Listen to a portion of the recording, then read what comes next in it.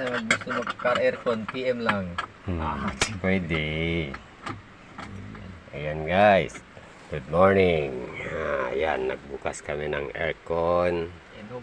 Innova. Ano to? Bagong bagong model, old model, no?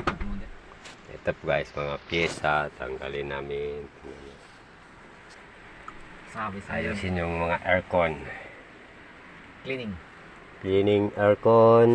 Ito yung mga gamit niya. May mo kay ulan. Yun na gani. Okay. Sino gusto magpalinis ng aircon? PM lang po sa amin. Thank you for watching. Bye guys.